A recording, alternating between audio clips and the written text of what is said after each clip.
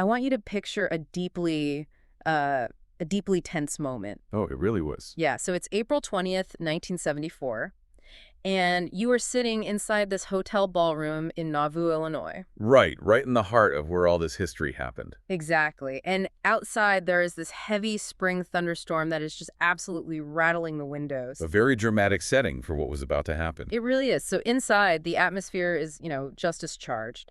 A prominent historian, Dr. Reed C. Durham Jr., he steps up to the podium. Right, he was delivering his presidential address to the Mormon History Association. Yeah, and what he says next literally shatters decades of institutional silence. It completely upended things. I mean, he unveils this deeply intertwined, highly controversial history between two massive, powerful organizations. Two organizations that honestly had spent over a century virtually at war with each other. Which is wild to think about today, but that is exactly our mission for this deep dive. We really have our work cut out for us today. We do. We have a massive stack of sources today.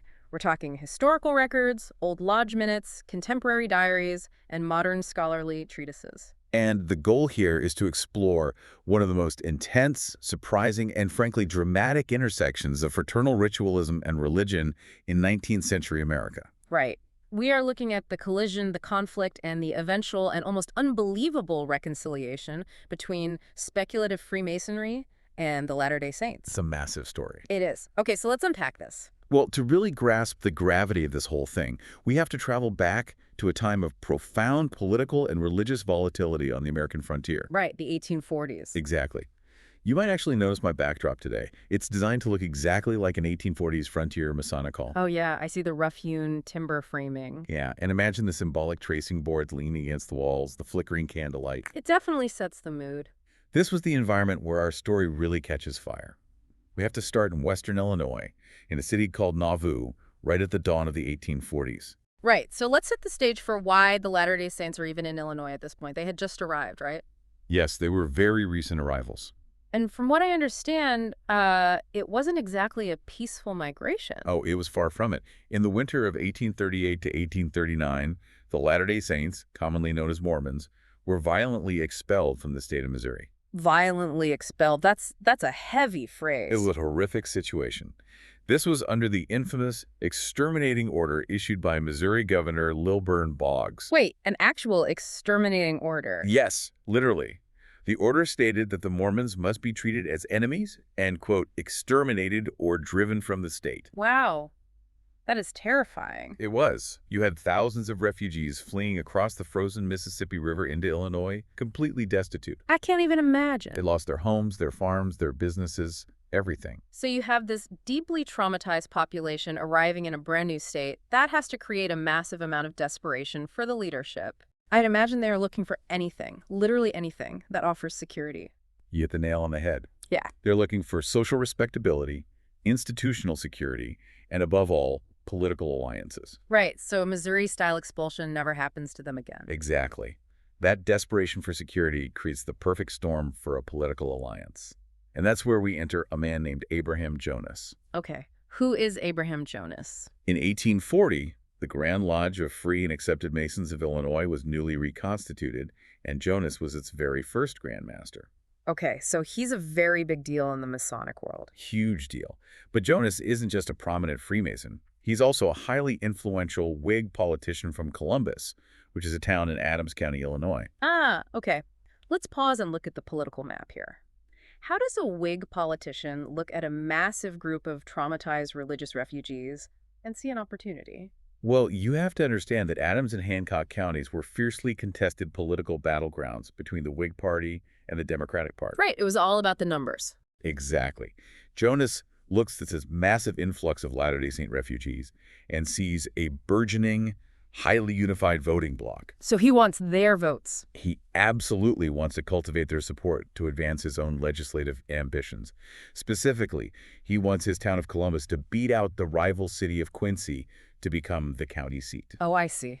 Local politics at its finest. Right. If he can secure the Mormon vote, he wins the county. It's just math. The political motive is incredibly transparent there. He wants their votes, and they want his institutional protection. A classic frontier quid pro quo. So how does he actually use his position as a Grand Master to forge this alliance? On October 15, 1841, Grand Master Jonas uses his executive authority to issue a formal dispensation. A dispensation. Yes. This authorizes the establishment of a new Masonic lodge in the Mormon city.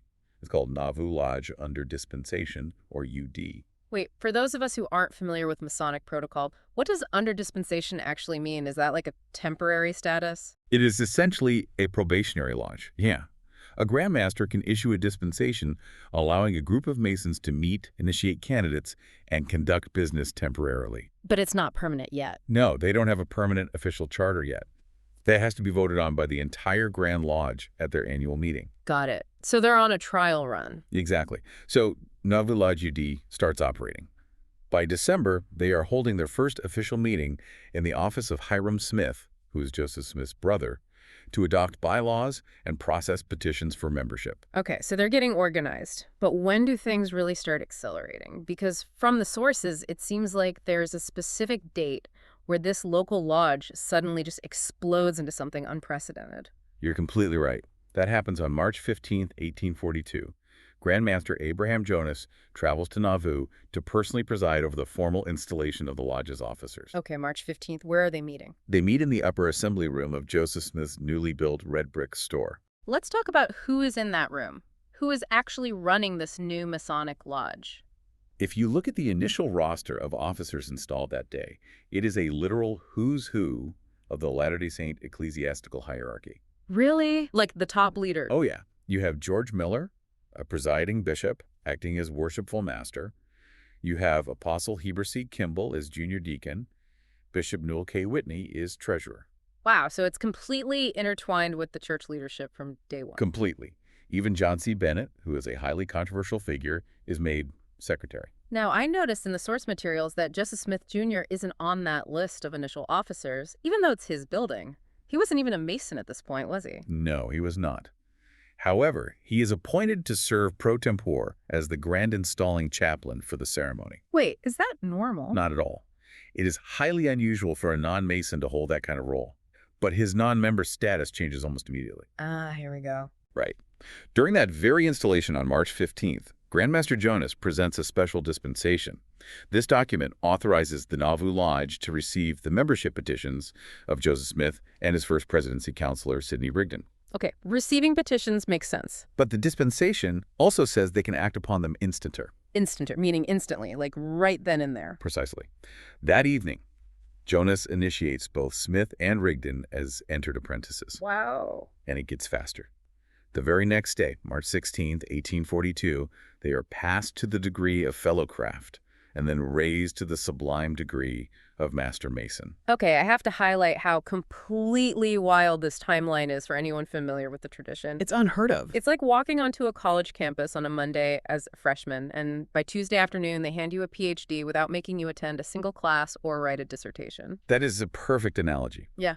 What is so fascinating here is just how severe a departure this was from traditional Masonic jurisprudence. Let's break down the mechanics of how this usually works, just for contrast. Yeah, normally, to advance through the 3 degrees of ancient craft masonry, a candidate must spend weeks, often months, studying between each degree. What are they studying? What takes months? They have to memorize complex ritual catechisms. Like question and answer format? Exactly. These are long, highly intricate dialogues explaining the moral symbolism of the working tools, the meaning of the passwords, and the ethical obligations of the fraternity. And I'm guessing they have to prove they know this stuff. Oh, absolutely. They have to demonstrate strict proficiency in these catechisms before their brethren in open lodge, before they're allowed to take the next step. That sounds intense. It requires intense memorization, dedication, time, and the consensus of the entire lodge that the man is morally and intellectually ready. But with Joseph Smith, Jonas just waves a wand and bypasses all of that. He totally bypassed it. Does Nauvoo Lodge view this as like a one-time special exception for the leader of the church, or do they adopt this as their new standard? They adopt it as the new normal. Nauvoo Lodge takes this special instanter dispensation and essentially treats it as a blanket operating procedure for everyone. You're kidding. Nope, they start advancing men at breakneck speed. Within just 5 months, Nauvoo Lodge initiates 286 candidates and raises nearly as many to Master Mason. That pace is staggering. How does that compare to a normal lodge at the time? Well, a typical frontier lodge in Illinois might initiate 5 to 10 men in an entire year. 5 to 10 a year versus almost 300 in 5 months. That's insane. Nauvoo is doing hundreds, and it doesn't stop there. By early 1844, they've established 2 additional lodges in Nauvoo Helm Lodge and Nye Lodge. So they're expanding. Yes, plus neighboring branches across the river in Iowa, like Rising Sun Lodge. Over 1,500 Latter-day Saint men are raised as Master Masons. 1,500? Yes, and that includes almost all the top ecclesiastical leadership.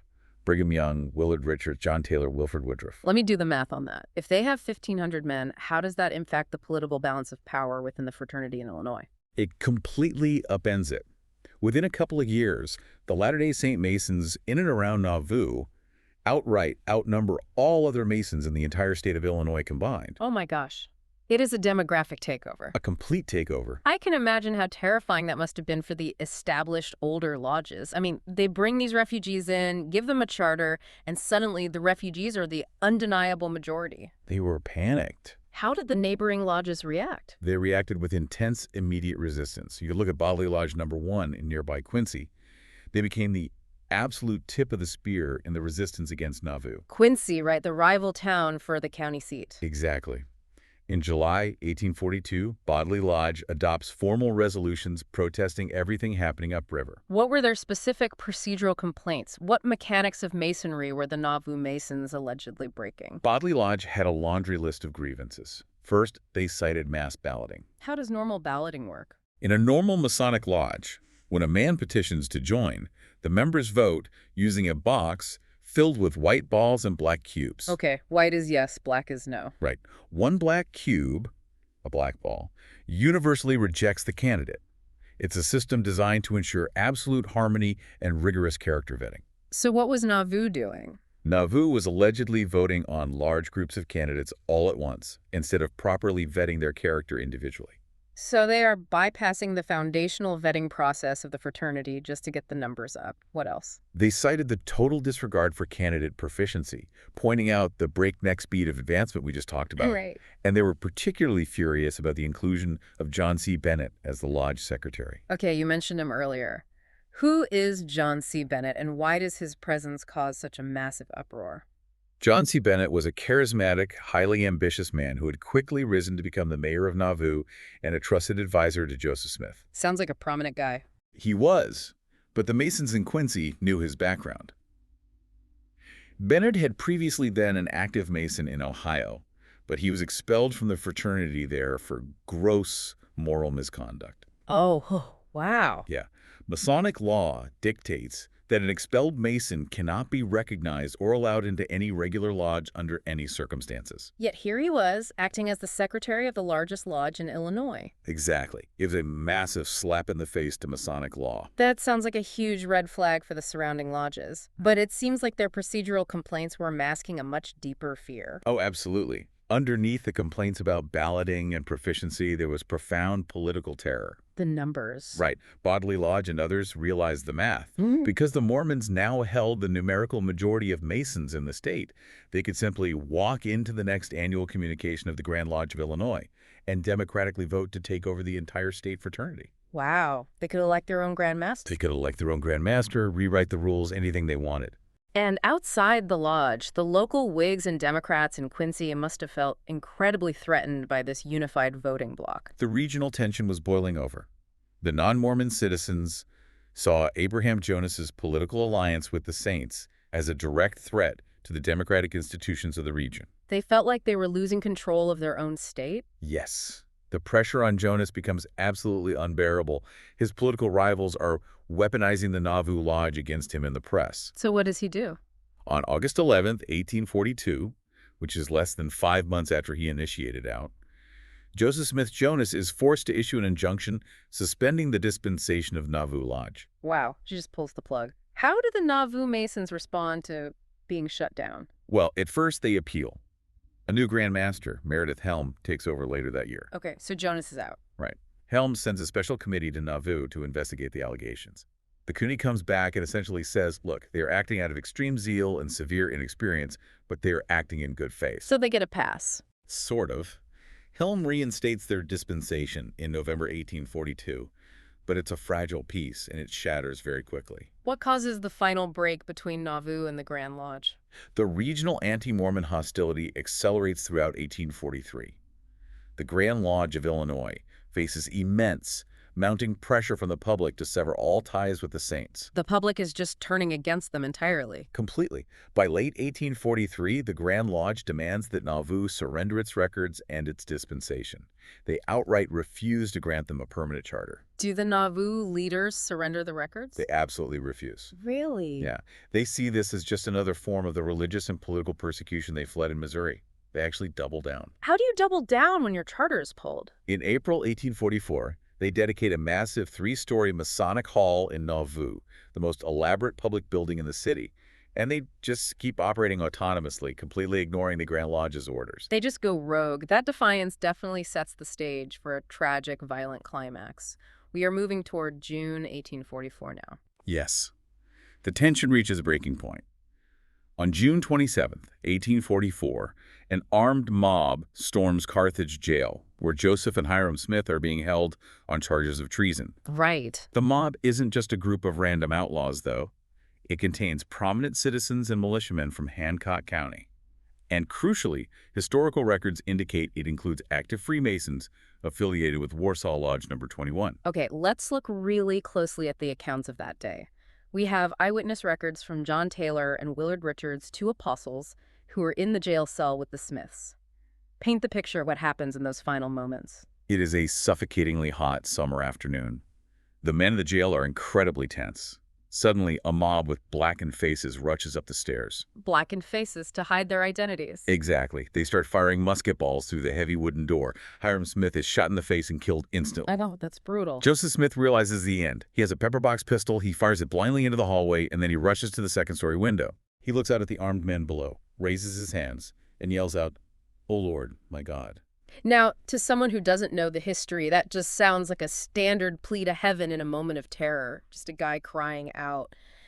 But sources point out this phrase has a highly specific meaning. It absolutely does. To the men in that mob, and to contemporary Latter-day Saint and Masonic historians, it was recognized immediately as something highly specific. What is it? Those are the first words of the Masonic grand hailing sign of distress. "O Lord, my God, is there no help for the widow's son?" What is the mechanical function of that sign within the fraternity? Like, what is supposed to happen when a Mason uses it? It is a universal fraternal appeal. It is taught specifically in the Master Mason degree. It is a sacred obligation requiring any Masonic brother who hews it to immediately halt violence, drop their weapons, and fly to the relief of the brother in distress. Even in a mob? Even at the risk of their own life. Joseph Smith, facing a mob he knew contained Masons, is invoking his ultimate fraternal safety net. But the plea goes completely ignored. They fire, he falls from the window, and he is killed. This presents a really haunting question about human nature. It really does. I mean, when a person is pushed to the absolute breaking point, what wins out? A solemn, sacred oath taken at an altar to protect a fraternal brother, or the sheer political terror that this brother is gaining too much power and threatening your society? In Carthage, we see exactly which one won. The ideal of universal brotherhood was entirely overridden by frontier politics and religious paranoia. It is a profound tragedy. And the institutional rift following the assassination was absolute. Just a few months later, in October 1844, the Illinois Grand Lodge formally declares all Mormon lodges to be clandestine. Clandestine? Meaning what, exactly? Officially severing them from the Fellowship of Ancient Craft Masonry forever. They are unrecognized, illegal lodges in the eyes of the fraternity. The risk was total. But to really grasp why the surrounding communities were so incredibly paranoid, why they viewed the Mormons not just as political rivals, but as something deeply alien and threatening, we have to look at what was happening inside Nauvoo. We do. Specifically, we need to look at what Joseph Smith was doing in the upper room of that red brick store just 7 weeks after his lightning initiation. To understand the paranoia, we have to examine the introduction of the temple endowment. Right. On May 4th, 1842, which is exactly 7 weeks after becoming a master, Mason Joseph Smith introduces a new, highly sacred liturgy to an inner circle of 9 top church leaders. And where does he do this? The space they use is the exact same upper room in the red brick store that they use for Masonic meetings. Wow, literally the same room. Yes. And all 9 of those men, including Brigham Young, Heber C. Kimball, Willard Richards, and Hiram Smith, are Master Masons. When you lay the historical records side by side, the structural parallels between this new temple endowment and 19th century speculative Freemasonry are massive. They are impossible to ignore. Let's break down the mechanics of these parallels for a minute. Okay, well, both traditions utilize a structured, dramatic progression to teach their narratives. Like a play. Kind of, yes. Both involve solemn, binding covenants of confidentiality regarding the rituals. They both use specific physical hand clasps. Hand clasps. Yes, which are called grips in Masonry and tokens in the endowment. They use ritual gestures known as signs. They use sacred keywords or names associated with these grips. The vocabulary of the ritual is very similar. It is. They both involve ceremonial vestments worn over normal clothing, and they both feature symbolic dialogues conducted across a fabric barrier or a veil. Can you elaborate on the concept of the veil? How does that function in Masonry compared to the endowment? Let's look at the York Rite of Masonry, specifically the Royal Arch degree, which we know is being practiced by early Latter-day Saints who were Masons. Okay. In that degree, candidates pass through 4 successive, brightly colored veils to enter the Holy of Holies of the rebuilt temple.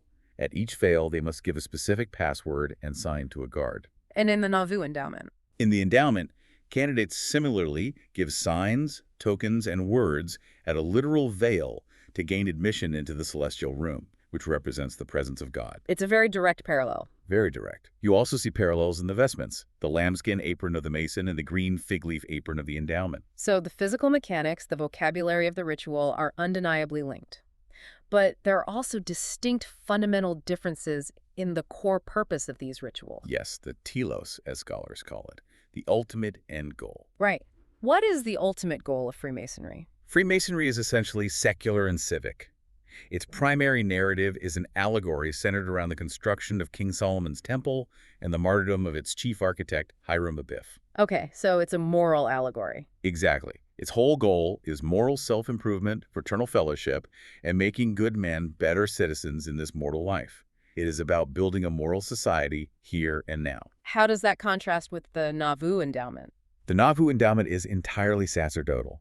It is intensely theological. Meaning it's focused on God and heaven. Right. The primary narrative isn't about Hiram Abiff. It's a massive cosmic drama encompassing the premortal council, the creation of the earth, the fall of Adam and Eve, and the journey of humanity back to the presence of God. So it's way beyond civic virtue. Far beyond it. Its objective is eternal salvation, receiving the highest priesthood ordinations, and achieving theological exaltation. There is another big difference, too, regarding who participates. Right? Good point. While Masonry was strictly a male fraternity, the endowment was egalitarian in its sacerdotalism. It was conferred equally upon men and women. When non-Mormon critics looked at this structural overlap, they immediately pointed fingers and yelled, plagiarism. They accused Joseph Smith of simply lifting their secret rites to build his own church. They were outraged. But the early Latter-day Saints did not view this as theft at all. How did they intellectually reconcile using Masonic mechanics in their sacred temple rites? They viewed this through a theological framework known as restorationism. Restorationism. Yes. To the Mormons, Joseph Smith wasn't plagiarizing, he was rescuing. Early church leaders firmly believed that speculative Freemasonry was a corrupted, degenerate vestige of an ancient divine priesthood. A priesthood from when? From ancient patriarchs like Enoch, and rituals originally practiced in Solomon's temple. So they believed Masonry had the original blueprint, but had sort of lost the instruction manual? Exactly.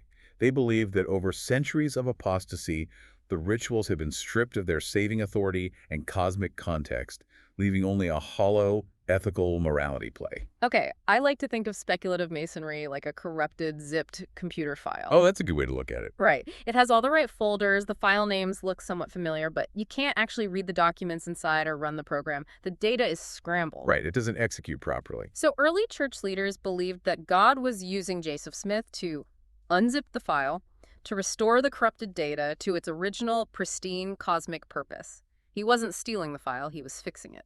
That's a perfect analogy. We actually have primary sources from the time that explicitly outline this zipped file theology. Really? What do they say? Joseph Fielding, an early convert, wrote in his Nauvoo diary in late 1843, he said, "Many have joined the Masonic institution. This seems to have been a stepping stone or preparation for something else, the true origin of Masonry." Wow, a stepping stone. Yes. And Apostle Heber C. Kimball wrote a letter to a friend saying, "Bro, Joseph says Masonry was taken from priesthood but has become degenerated, but many things are perfect." They were very open about it. Very open. Brigham Young even started referring to the temple endowment simply as celestial masonry. Celestial Masonry. Yeah. That theological integration didn't just stay hidden inside the ritual room either. It just exploded into early Latter-day Saint material culture and architecture. Oh, it was everywhere. They proudly embraced Masonic iconography because they believed it belonged to them originally. If you look at early LDS architecture, it is completely steeped in these shared symbols. Give us some visual examples. What are we looking for? You see the all-seeing eye carved into the exterior keystones of their temples. In Masonry, that represents the watchful care of the grand architect. In Mormonism, it represents divine omniscience. And the square and compasses. Yes, the square and compasses, which is the absolute most recognizable Masonic symbol, you see it embroidered directly onto their sacred temple garments and carved into woodwork, symbolizing righteousness and boundaries of moral conduct. What other symbols do we see making the jump? They adopted the beehive. Which is huge in Utah today. Exactly. In Masonic lectures, the beehive symbolizes industry and cooperative labor. It became the central heraldic symbol of the entire territory the Latter-day Saints would eventually settle.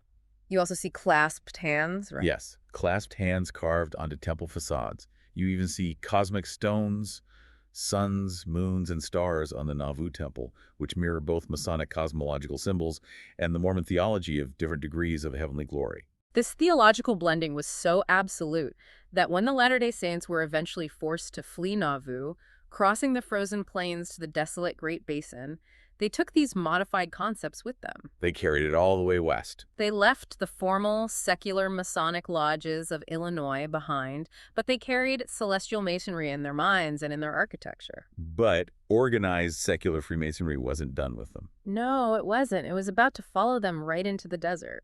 We are looking at a remarkable visual and geographic shift in our story right now.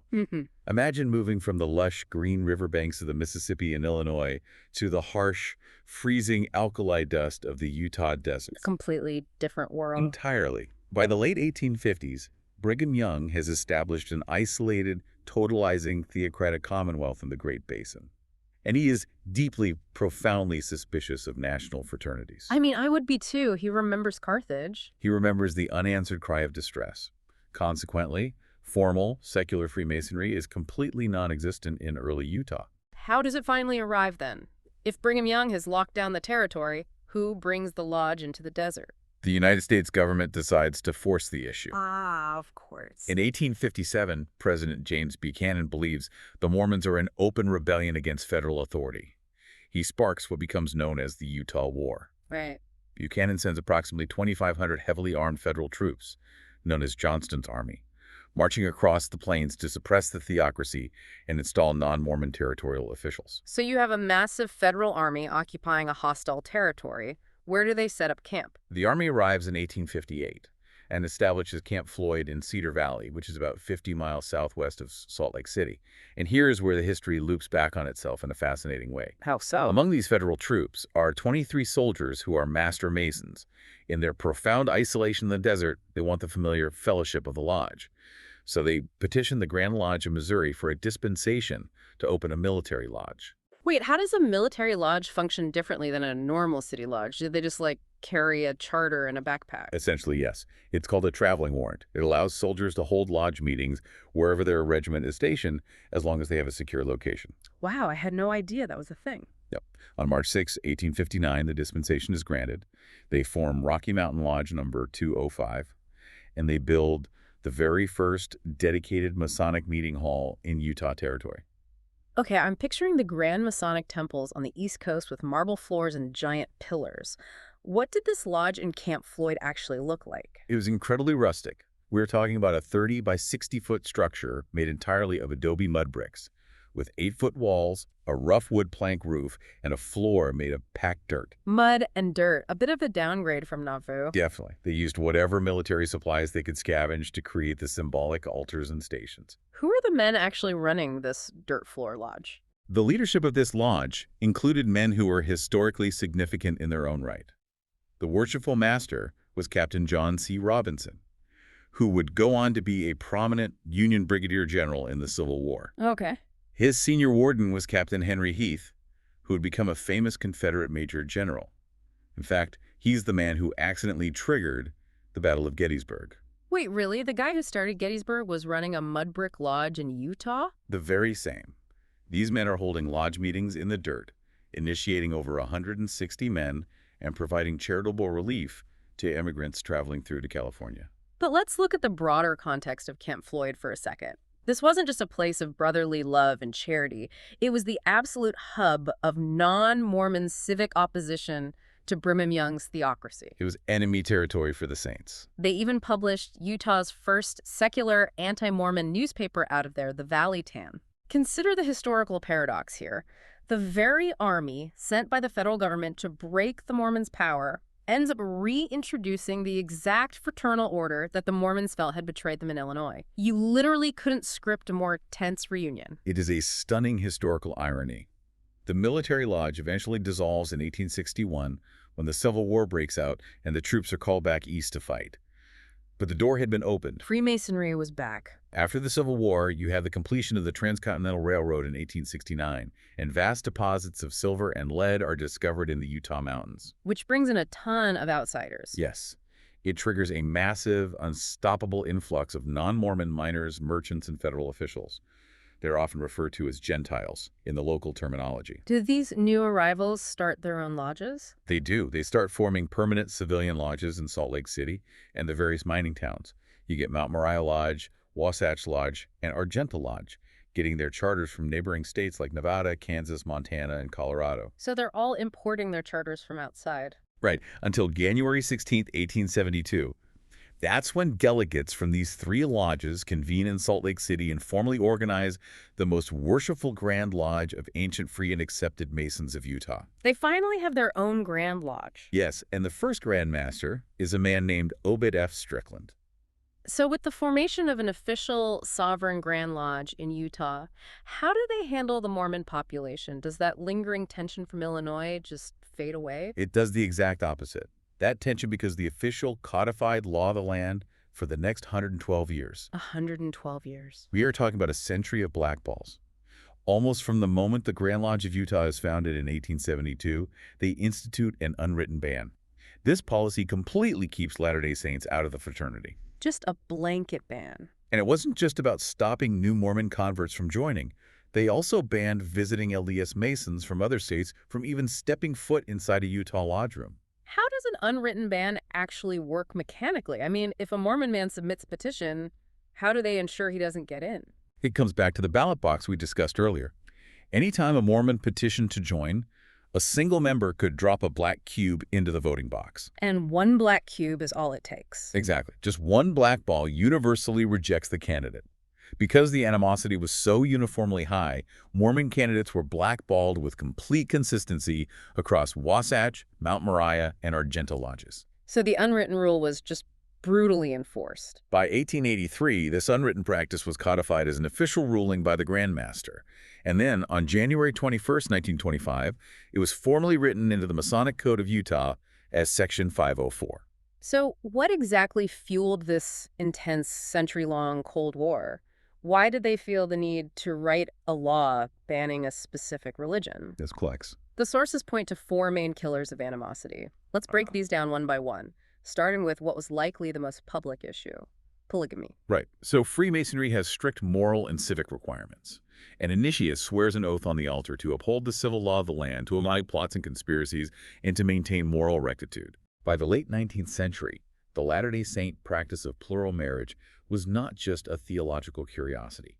It was a direct, open violation of federal law, specifically the Moral Anti-Bigamy Act of 1862 and later the Edmunds-Tucker Act. So the Masons looked at a polygamist and just saw a criminal. Exactly. Victorian Freemasons viewed polygamy as both an illegal act and an affront to civilized domesticity. They argued that a polygamist fundamentally could not be a Mason because he was openly defying the law of the government. Therefore, his Masonic oaths were meaningless. Precisely. That makes logical sense from a legalistic standpoint. What is the second pillar? The second pillar was intense civic and commercial warfare. Freemasonry in Utah became the fortress, the absolute social hub for the Gentile minority. Because they were vastly outnumbered. Yes. The Masonic leaders were heavily involved in the anti-Mormon Liberal Party, which was constantly battling the LDS-controlled People's Party for control of the territorial government, the public school system, and the courts. How did this play out economically? I imagine a minority population in a theocracy feels incredibly vulnerable. It was a battle for economic survival. The LDS Church had established ZCMI Zion's Cooperative Mercantile Institution and encouraged its members to boycott non-Mormon merchants. Wow, a full boycott. They wanted to keep the capital inside the church. In response, Gentile businessmen were pushed directly into the protective economic and social networks of the Masonic Lodge. So the lodge was their shield. Exactly. If you were a non-Mormon banker or merchant in Salt Lake City, the lodge was where you networked to survive a totalizing theocracy. Let's look at the third pillar, which deals directly with the rituals. Oath incompatibility. What does that mean? Utah Masons fundamentally did not believe a Latter-day Saint could take a Masonic oath in good faith. Why not? They argued that a Mormon's oaths in the temple endowment created an absolute ecclesiastical loyalty that superseded any civic or fraternal obligation. Basically, their argument was, if the prophet told you to do something that conflicted with your Masonic oath, you would obey the prophet without question. Therefore, your Masonic word was compromised before you even spoke it. And the fourth pillar brings us right back to the red brick store in Nauvoo, the allegations of ritual plagiarism. Yes. The Utah Masonic leadership harbored a deep, burning institutional resentment over Joseph Smith's incorporation of their secret grips, tokens, and penal signs into the temple endowment. They couldn't let it go.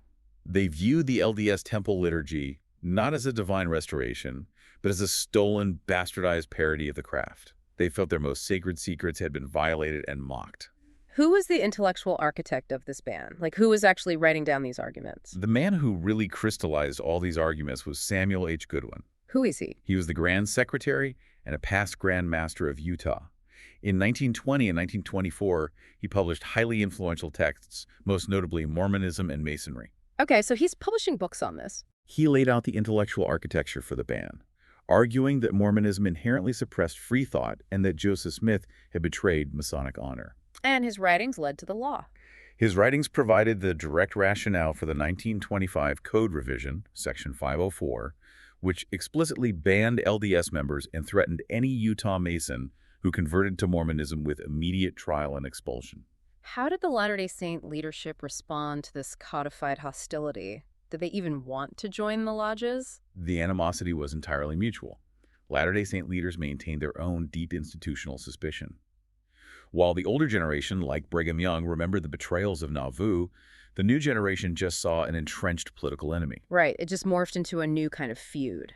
In 1901, LDS Church President Lorenzo Snow publicly warned his members against joining secret societies. He invoked passages from the Book of Mormon about secret combinations, essentially warning that fraternal oaths could undermine a person's devotion to the priesthood and the church. So both sides are actively telling their people to stay away from each other. Yes. In 1934, another high-ranking LDS leader, Anthony W. Ivins, published a defense of the temple ceremonies, arguing they were of ancient divine origin and that the church needed absolutely no fraternal alliances. You can even see this rivalry literally built into the architecture of Salt Lake City. Oh, it's so visually striking. Right.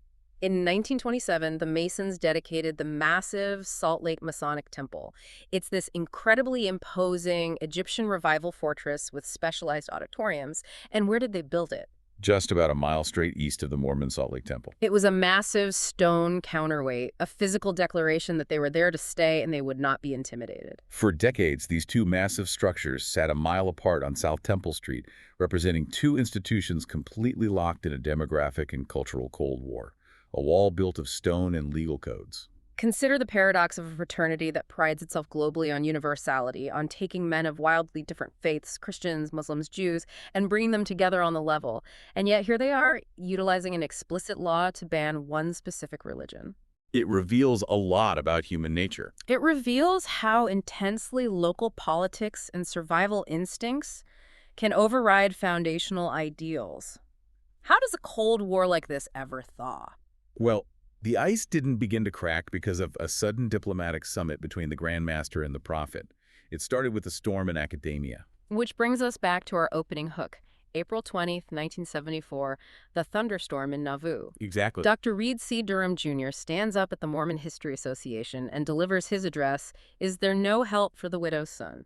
The speech that changed everything. He outlines with unflinching historical rigor the direct ritual borrowings from Masonry into the LDS temple liturgy. He talks about the parallels, Joseph Smith's final words at Carthage, and he even introduces an artifact called the Jupiter Talisman. Yes, the Jupiter Talisman is a fascinating piece of this puzzle. What exactly is it? Durham presented evidence that Joseph Smith owned a silver talisman engraved with astrological symbols related to Jupiter, which has ties to folk magic and esoteric Masonic traditions. So he's linking Smith to esoteric traditions. Yeah. Durham was essentially arguing that early Mormonism was deeply, inextricably interwoven with the esoteric and fraternal culture of the 19th century. How did the institutional church react to this presentation? I can't imagine they were thrilled. The pushback was immediate.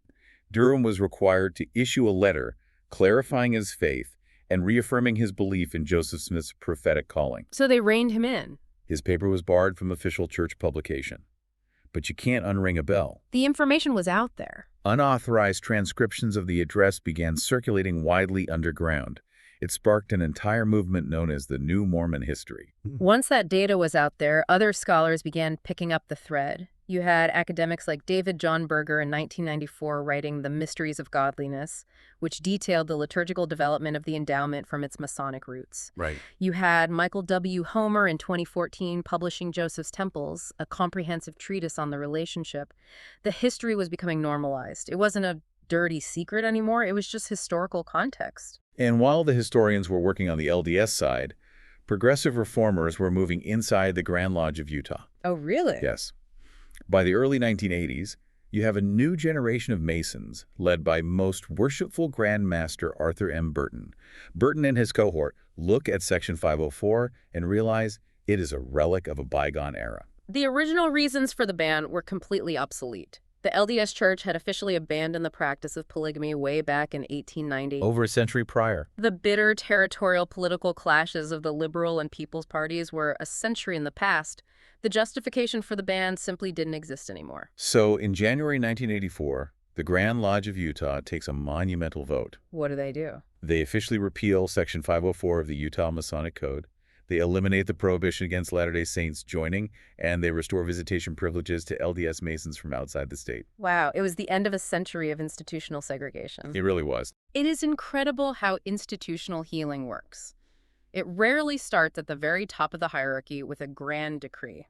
It starts with brave historians like Reed Durham who are willing to face the raw data, and progressive reformers like Arthur Burton who recognize that inherited prejudices no longer match modern reality. And that healing process culminated in a way that would have been utterly unimaginable to the men who built those two temples a mile apart. What happened? In 2008, a massive milestone is reached. Glenn A. Cook is installed as the most worshipful Grand Master of the Grand Lodge of Utah. And Glenn Cook wasn't just any Mason. No, he was not. He was a graduate of Brigham Young University's J. Reuben Clark Law School. He was a former appellate military judge.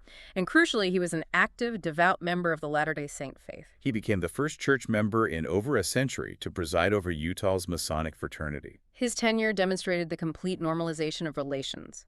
The boundary maintenance that had defined the 19th and 20th centuries had finally dissolved into mutual accommodation. It was a beautiful thing to see. And the LDS Church, for its part, also took a massive step toward transparency. In March 2019, they published an official Gospel Topics essay simply titled Masonry. The 2019 essay is fascinating. Why is it so significant? The church officially, openly acknowledges Joseph Smith's membership in the craft. They don't hide the Nauvoo Lodge minutes anymore. They openly explain the shared ritual mechanics and the visual motifs between Masonic degree work and the Nauvoo endowment. So they just laid it all out there. But they maintain their theological framework. Mm. They frame Freemasonry as a pedagogical catalyst. The catalyst theory. Yes, the catalyst theory argues that the rituals of the lodge provided Joseph Smith with a symbolic vocabulary and a spatial framework that he then used under divine revelation to construct the church's highest sacerdotal ordinances. It is a remarkable full circle moment. Yeah. You have the exact same historical data, the grips, the compasses, the Nauvoo minutes. In the 1920s, Samuel Goodwin used that data to build an exclusionary wall, arguing it proved Mormonism was a fraud. In the 1850s, Brigham Young used that same memory to retreat into isolation, fearing betrayal.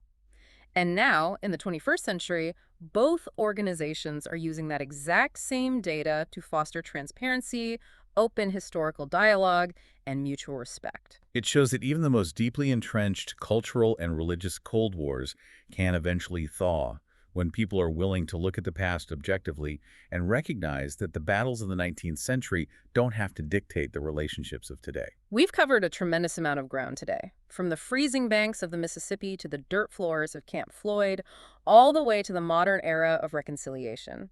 It has been a fascinating journey through a deeply complex piece of American history. As we wrap up, I want to leave you with a thought that branches out from this historical narrative. Please do. Throughout this entire story, both institutions, the Grand Lodge and the LDS Church, were utilizing rituals, secret handshakes, and bounded spaces to create a profound sense of safety and belonging for their members in a chaotic world. Right, they were trying to build a sanctuary. They fought so bitterly because they were essentially offering the same psychological sanctuary to their people.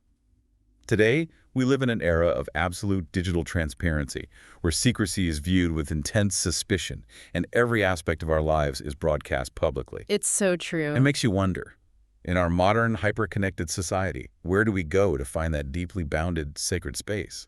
Have we lost the human necessity for a closed door? And if so, what are we replacing it with to feel safe? That is exactly the kind of question we want you to mull over. Thank you for joining us on this deep dive into the source material. We hope it encourages you to look closely at your own historical assumptions and to remember that the lines that divide us are rarely as permanent as they seem. Until next time, keep questioning and keep digging.